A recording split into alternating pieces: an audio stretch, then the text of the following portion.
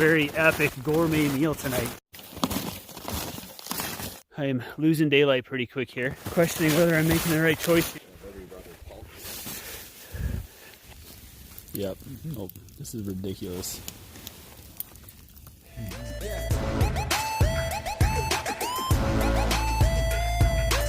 Matty, Marty, Bull, got all the boys out again. We got Chef Evan this time. We are doing some backcountry gourmet winter camping. We got hammock setups, we got a bunch of hot tents. Should be a good freaking time. We had a late start to the trip because we had to go and bail some tourists, but Marty is a freaking hero. These people don't realize they're getting saved by royalty here. But we're about to hit the trail because it's freaking cold. My hands are frozen. I feel like it's been forever that I've been chatting with this dude, and it's awesome to finally get on trail with him. Finally. A day so far. She's freaking cold. We've been on trail for a bit here. We took a bit of a wrong turn and ended up following a snowshoe trail, and then did a little bit of sidetracking to find the main trail. And yeah, now just hiking along. Let's see. Not really sure if we're going to get to Entry Creek. We may stop and find an alternate camp spot because we do want to try and set up camp with some daylight and Find some wood. Yeah, we need some wood because we got Evan cooking us, as I said, a very epic gourmet meal tonight. So this is going to be very different for me. No spaghetti in a bag this time.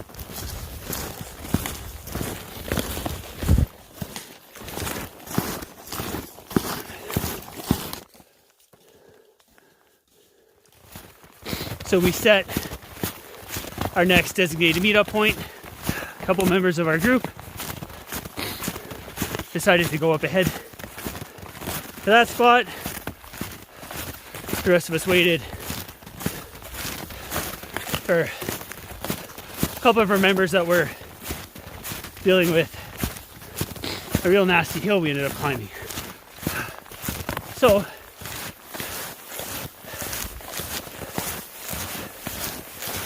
everybody meets back up, everything seems fine. Let everybody know here's the next meetup spot. Everybody goes ahead. We get one of our team members catches up at the meetup spot and is yelling at us from the top of a ridge, and we can't hear what's going on. So I hiked back up the ridge. I find a food bag there, and we're doing a trip where we've got common food. So I backtracked to the point where I last saw these two, and they started hiking off trail. I sent 2 in-reach messages out. I'm at the point I'm too tired to hike back to my car, and I have a feeling that's where the two have gone. I'm hoping that it's something with a foot issue or something like that, but they have definitely moved back from where I originally, or well, where we had kind of separated. Like they said they were going to sit for a minute, and we were a little chilled, so we had just moved ahead. We were going at a pretty slow pace, but I am losing daylight pretty quick here. I could very well be setting up my hammock in the dark, which I'm not looking forward to. I've done probably an extra 2.5 to 3 kilometers now, which doesn't sound like a lot, but my pack is not light. Doing this in snowshoes makes it a little more difficult. And I've got that added stress in the back of my mind. I mean, I'm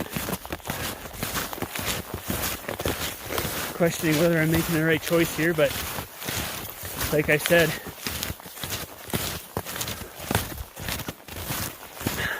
when I got back to that point, those guys were not there, and I can really feel my energy levels waning. It's getting late in the afternoon here. It's almost 4 o'clock. The sun is starting to go down behind this mountain over here, so I've got residual sunlight for a bit, but I'm not going to have it very long. So I know I need to get the hammock up. We got camp set up, we got fire and everything going. So everybody's shelters are up and good to go. Sun has gone down over here. So we're just, like I said before, we're just dealing with a little bit of residual light here. So we're gonna lose some light probably in the next hour and a bit. Here's my setup here for the night. So underneath me, I got my outdoor vitals. This is my 0 degree Loft Tech underquilt. First night out with that, I'm pretty stoked. And on top of that, sorry, I got my 20 degree Little Shop of Hammocks Spectre underquilt. I know that thing is super warm. I freaking love it. And inside, got my 20 degree Bandit top quilt, 20 degree Outdoor Vitals Summit sleeping bag, my Outdoor Vitals pillow, my puffy jacket, spare clothes and stuff up there. I'm going to flip my tarp over top here now to cover the hammock up because it's getting a little, well, maybe not, I don't know. I'll leave it up for a bit. I got a stake in the ground right here to tie my tarp off to. The other one I just wrap around that tree. So super easy to get my tarp pitched over. I just pull the other side down and tie it off. Take me about a minute. Go back over by the fire and relax. We told him is, I know the law. Look at that. And what I'm doing is within the law, and maybe you don't like it, but we're in the backcountry right now. If you don't like people hunting and you're fishing, That's what we do in the backcountry. Yeah. I love this guy. He's my new favorite. And some of the newer guys are like that. They're more into conservation. Yeah, we might keep this guy around. And we did finally hear from the 2 other guys in our group, and they made it out okay, and everything's all good. One of the other guys was just having a tougher time, and they decided to turn back. So, crisis averted. I feel a lot better. I'm not stressing about it anymore. So. Yes. She's dark now. Got candy that's why going. when you go though. to places like Gonna get some of those candles going right away here. See kids running around in hockey jerseys with the Flames logo on it. It's because we donate all their clothes, and when these poor villages get bags of T-shirts, the guys know that the most durable T-shirt or shirt is get a hockey jersey. If you can score a hockey jersey out of the pile of shirts, and you're a little poor Kenyan. Wow. Yeah, but they only donate Flames jerseys though, because they don't donate Oilers jerseys because our fans actually buy our jerseys. Nobody would be caught dead wanting to buy a Flames jersey. He wanted to put that in there. Well, what is your favorite movie? Favorite movie of all time? Yeah. We were talking about Spun the other day. That's really good. You know, Pulp Fiction. I'd go down that route. Recently, 3 Billboards really got me. That was amazing. And I'm actually really upset that Uncut Gem didn't come out in theaters in Canada and we have to watch it on Netflix because I was pumped for that. Yeah. Yeah. Uncut Gems. All right, Bo. Favorite movie?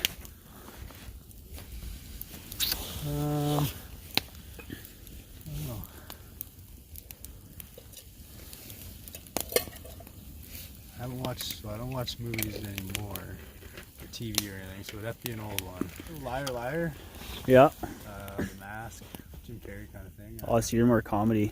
What about Biodome? Oh. Making a filter. I'm actually straight up a legit old school action movies guy. But if I had to say like my absolute favorite movie of all time, hands down, Forrest Gump. Yeah. Forrest Gump. Forrest Gump is like the greatest movie I've ever seen in my life. But like following that like very closely is like Terminator 2, and then following that is basically anything else that Arnold Schwarzenegger's ever been in. Nick, what's your favorite movie? Well, I've got a few, but right offhand, I would have to say Caddyshack. Caddyshack, yeah? Yeah. That's a sick show. Bill Murray, yeah. Okay. Rodney Dangerfield. What's number 2? Like, do your top 3. I think we were all kind of did our top 3, right? I like Goodfellas. Oh, Goodfellas is sick.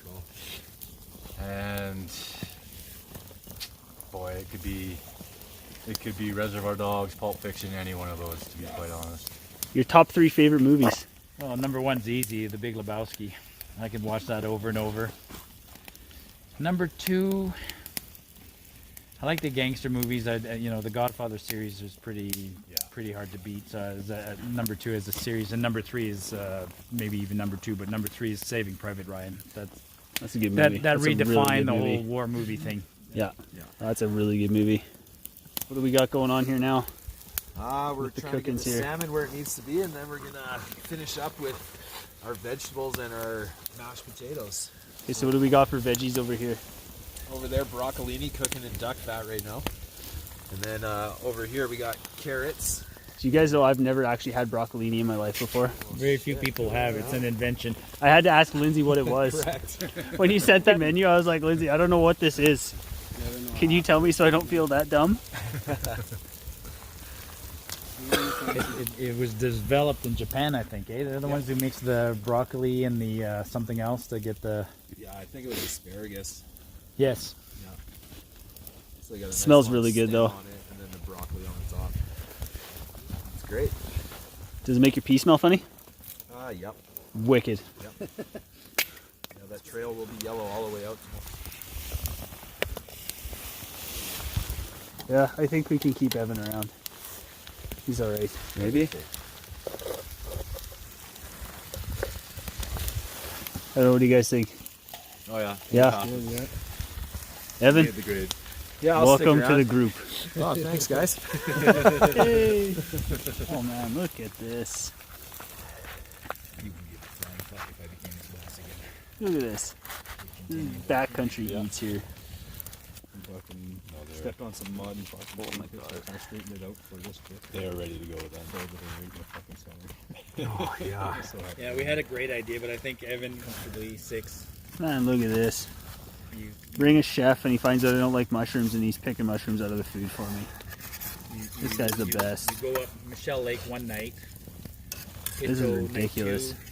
We did. What is this here? Hollandaise. Oh, hollandaise sauce. 6 or 7. Oh, Lindsay's gonna be so jealous. 7 would be super. She freaking loves hollandaise sauce. It's the stretch from Cataract to Brazil that would be. Oh my goodness. Look at this. This is ridiculous. Prime rib, salmon, veggies, potatoes. Evan, wow, dude. This is ridiculous, man.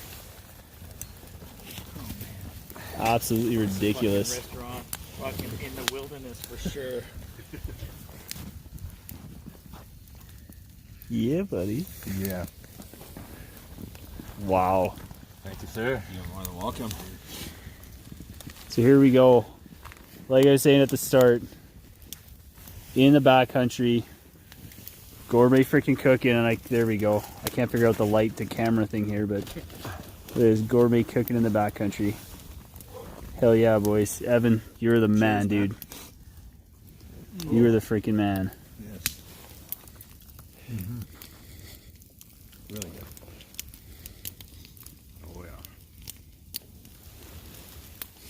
That's not a Bernays. What's that? The Hollandaise? Hollandaise, yeah. Is that the one we had a hard time? Oh yeah. No, no. Hollandaise sauce, What's Linz. the one you did? Hollandaise it was sauce on my the salmon. puree, the peach- Look at this.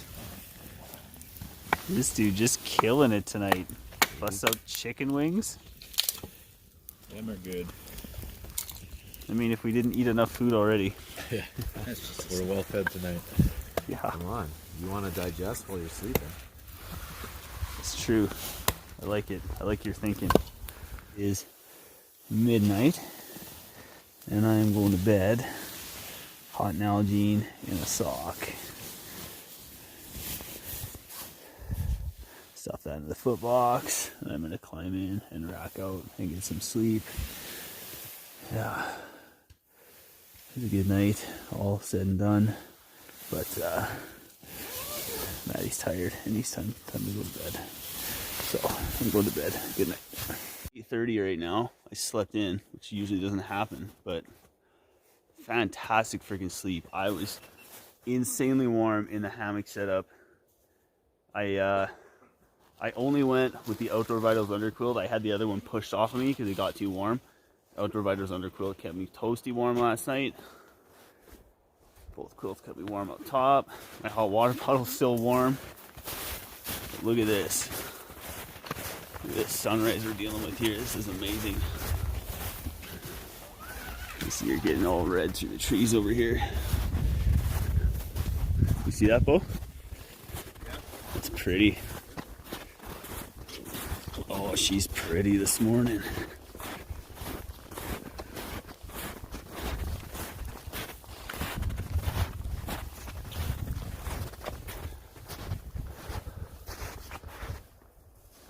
That's all right.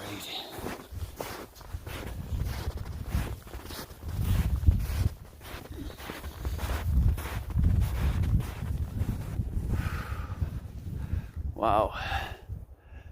Get the moon coming up over there. It's not a bad spot to camp. Hey, not too bad of a spot to wake up. Enjoying this beautiful sunrise, getting some wood going. This dude's a machine with the wood. Chef Evan survived, so I get to eat breakfast this morning. Marty's up, Nick's just getting up.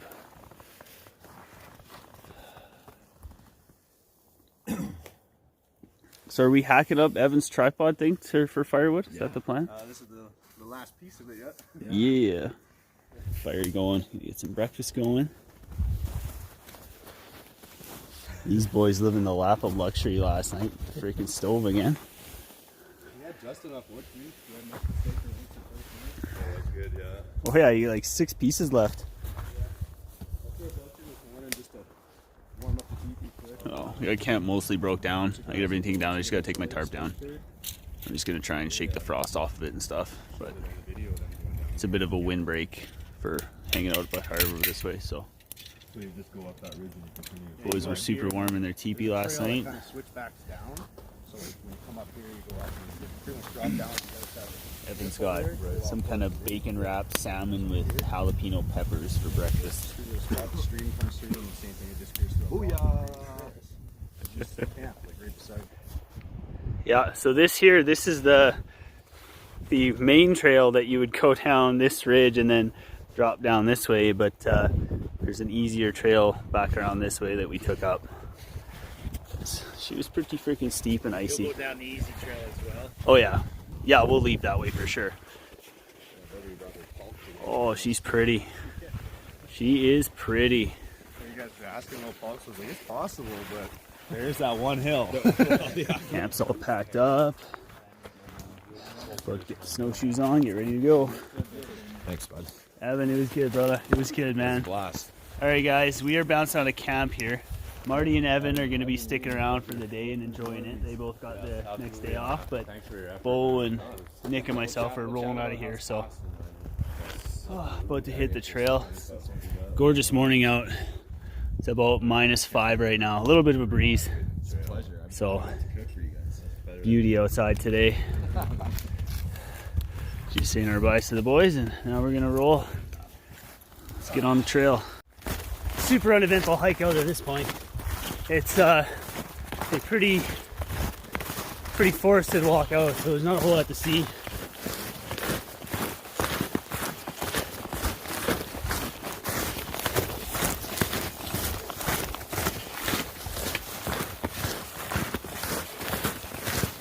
Back at the Pinto Lake staging area, where it all began. It was a hell of a trip. Nick and Bo, thanks again, boys. This was an absolute blast. Oh yeah. First winter hammocking trip of the year. Freaking stoked everything worked out.